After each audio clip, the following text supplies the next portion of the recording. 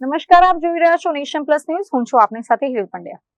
સુરત મહાનગરપાલિકાની pre monsoon કામગીરીના દાવાઓ માત્ર કાગળ પર જ હોય તે વાસ્તવિકતા 100% સાબિત થઈ ગઈ છે. શહેરમાં પડેલા વરસાદના કારણે સ્માર્ટ સિટી સુરતના રસ્તાઓ બિસ્માર બન્યા છે. સુરતના ઉધના ગામ નજીક અને લિંબાયત વિસ્તારમાં સતત બીજા દિવસે રોડ બેસી જવાની ગંભીર ઘટનાઓ સામે આવી છે. સુરતના ઉધના ગામ નજીકથી સામે આવેલા આ દ્રશ્યો મહાનગરપાલિકાના ભ્રષ્ટાચારની ચાડી ખાઈ રહ્યા છે.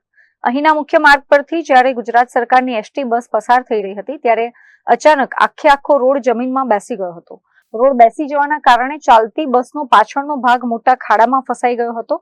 વ્યસ્ત ગણાતા આ મેઇન રોડ પર અચાનક મોટો ભૂવો પડતા વાહન ચાલકો માટે ભારે જોખમ ઊભું થયું છે.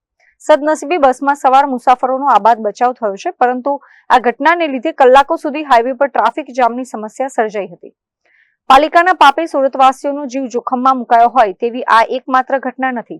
મોટા વરાછા બાદ આજે સતત બીજા દિવસે લિંબાયત વિસ્તારમાં પણ આવી જ ઘટનાનું પુનરાવર્તન થયું છે. લિંબાયતમાં સ્કૂલના માસૂમ બાળકોને લઈ જતી એક સ્કૂલ વાન અચાનક જ રોડ બેસી જવાના કારણે ખાડામાં ફસાઈ ગઈ હતી. વાન એક તરફ આખી નમી ગઈ હતી. સદનસીબે સ્થાનિકોની સાબદગીના કારણે વાનમાં સવાર બાળકોને કોઈ ઈજા પહોંચી નથી અને તમામને સુરક્ષિત બહાર કાઢી લેવાયા છે. પહેલા જ વરસાદમાં સુરતના રસ્તાઓ ધોવાઈ જતા સ્થાનિક રહીશોમાં સ્માર્ટ સિટીના શાસકો સામે ભારે આક્રોશ જોવા મળી રહ્યો છે. લોકો સીધો ભ્રષ્ટાચારનો આક્ષેપ લગાવી રહ્યા છે.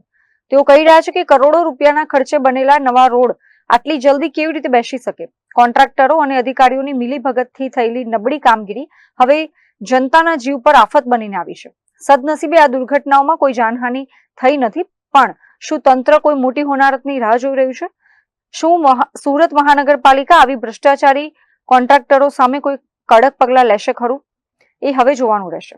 Bureau report, nation plus news, Surat. સમાચારોના સતત અપડેટ મેળવવા માટે અમારી નેશન પ્લસ ન્યૂઝની યુટ્યુબ ચેનલને સબસ્ક્રાઇબ કરો, બેલ આઇકન દબાવો અને જોડાયેલા રહો ફેસબુક, ઇન્સ્ટાગ્રામ અને ટ્વિટર પર.